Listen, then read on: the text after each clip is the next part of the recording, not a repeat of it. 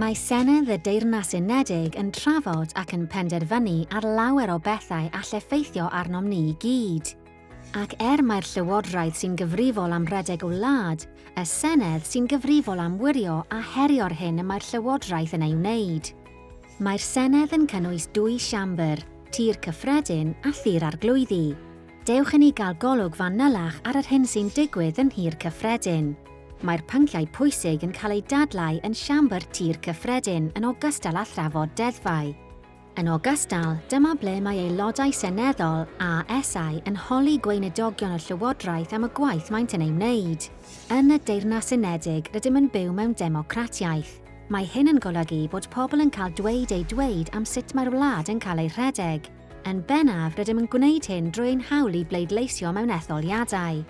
Mae'r bobl yn ei hardal yn pleidleisio dros ASau mewn etholiad cyffredinol. Gelwir pob ardal yn etholaeth. Mae 650 o ASau yn Tŷ'r Cyffredin, gyda phob un yn cynrychioli etholaeth wahanol yn y Deyrnas Unedig. Ar ddiwrnod etholiad, mae pobl yn mynd i orsafoedd pleidleisio.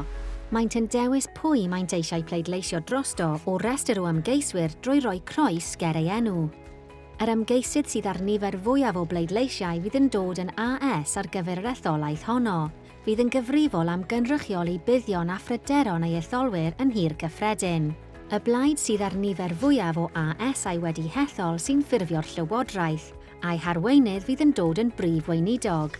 Mae'r prif weinidog yn dewis tîm o ASau a rhai aelodau o Dŷ'r Arglwyddi i ffurfio llywodraeth. Yr ASau o'r pleidiau na enillodd sy'n dod yn wrthblaid. Maent yn chwarae rhan arweiniol o ran gwirio a herio syniadau'r llywodraeth drwy ddadleuon a chwestiynau yn y siambr. Mae'r siambr wedi ei threfnu gyda'r llywodraeth ar un ochr a'r gwrthbleidiau ar y llall. Mae'r llefarydd yn sicrhau bod y dadleuon yn gwrtais ac yn deg, oherwydd weithiau maent yn fywiog iawn. Un o brif gyfrifoldebau Senedd y Deyrnas Unedig yw creu cyfreithiau. Ni all y llywodraeth greu deddfau newydd neu godi trethu newydd heb gytundeb y Senedd.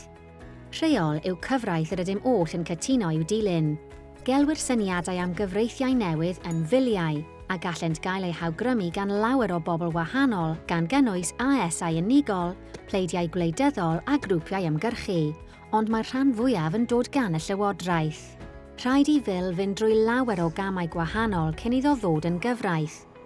Yn Tŷ'r Cyffredin, bydd ASau yn cynnal dadleuon, lle gallent drafod yr hyn y maent yn cytuno ac anghytuno ag ef yn y bil, ac awgrymu newidiadau i'w wella. Bydd ASau yn gwirio biliau'n ofalus iawn, oherwydd gall creu a newid cyfreithiau effeithio ar bawb. Rhaid cytuno ar fil yn Tŷ'r Cyffredin a Tŷ'r Arglwyddi cyn iddo ddod yn gyfraith.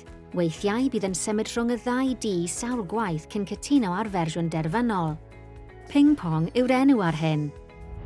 Unwaith y mae'r ddau dyn cytuno, cyfrifoldeb y frenhines yw cytuno ar y bil yn ffurfiol. Gelwir hyn yn gydsyniad brenhinol, ac mae'n gwneud y bil yn ddeddf seneddol. Dim ond bryd hynny y bydd yn dod yn gyfraith. Beth bynnag foch oedran, mae llawer o ffyrdd i gymryd rhan a chael mynegu barn. Os oes rhywbeth rydych yn teimlo'n gryf yn ei gylch yn eich ardal leol, neu broblem sy'n effeithio ar bobl ledled y Deyrnas Unedig, gallwch gysylltu a'ch AS lleol i roi gwybod amdano. Beth fyddwch chi'n ei wneud?